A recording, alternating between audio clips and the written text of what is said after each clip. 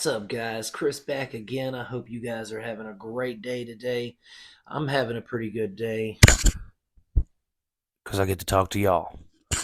Anyway, what's up, guys? Let's see, what movie are we going to talk about today? I'm thinking we're going to talk about The Holdovers from 2023, directed by Alexander Payne, starring Paul Giamatti.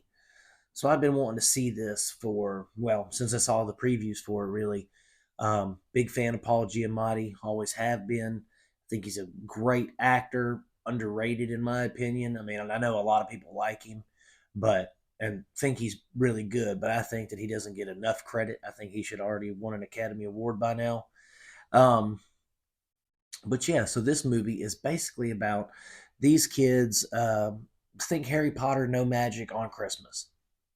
Basically, these kids are spoiled rich kid brats. They're in a prep school, high school type thing, type institution.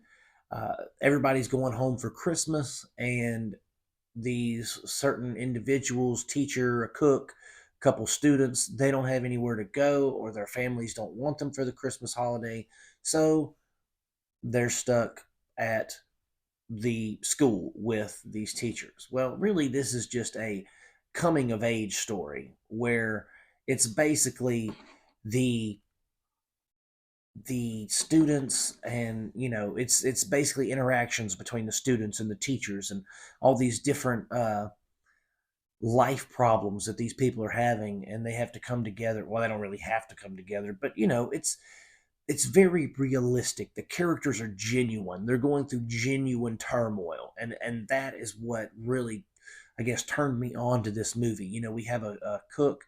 It's the Vietnam War. It's just taking place back in like the late '60s, early '70s. So our cook is an African American lady.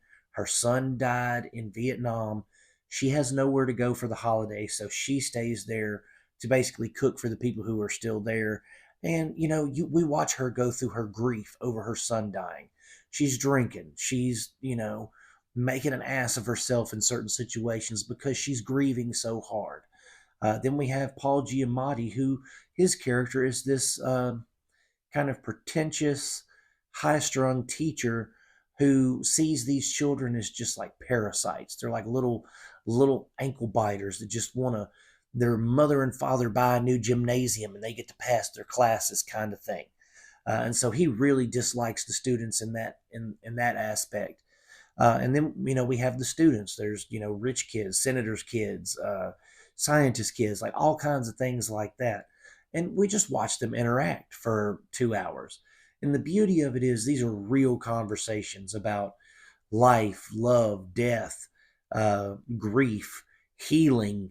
This movie is ultimately about healing, in my opinion. It's about people seeing the worst in themselves and overcoming it, people seeing the worst in others and accepting it, kind of thing, or maybe not accepting it, but trying to work through it with them.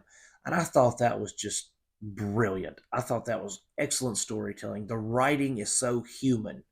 Everything about this film is human, and that's the selling point for me, is the fact that everything felt so real. It felt like I could have gone there and been in that school at some point, or I could have known someone that was there in that situation. That's how well the film was written. There's no real cinematography to speak of. I mean, there is, you know, but the scenes are well composed. There's no like sweeping shots of anything. It's pretty self-contained in the corridors of this school. Maybe some outdoor shots of snow to show what kind of weather they're having to go through. But other than that, the cinematography was basically just a lot of enclosed shots on folks. Luckily, there wasn't a lot of like up close, like boom, like let's get super close to their face to see emotion. No, they let the scenes themselves and the dialogue and the actors themselves show emotions. It wasn't anything. There was no pretentious cinematography. The score is appropriate. It's there's not like uh, time period music or anything, but the score is very appropriate for what we get. Um, Overall, I loved the movie. I thought it was super, like I said, human. It was superhuman. It was a superhero. No, anyway, it was very human. it was well worth your time to watch. It was very emotional. It was poignant. It was thought provoking in some aspects, but it was worth it just to see the performances and see the story play out. So I give it 4 out of 5 stars.